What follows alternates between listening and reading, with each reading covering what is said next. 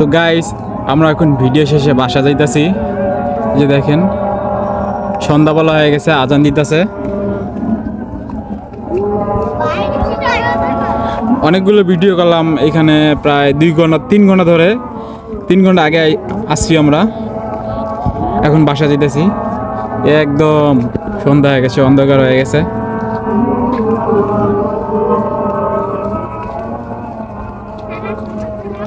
এদিকে আশেপাশে পানি দিয়ে ভরে গেছে, বৃষ্টিতে পানি জমে গেছে। কারণ এখানের পানি বাইরে মানে বের হওয়ার মতো কোনো সিস্টেম নাই, এদিক দিয়ে পানি দিয়ে ভরে গেছে। দেখেন গাইস, এই যে পানি। আমার ভিডিও করব না তো ওই যে গ্রামে একদম মেঠো পথ।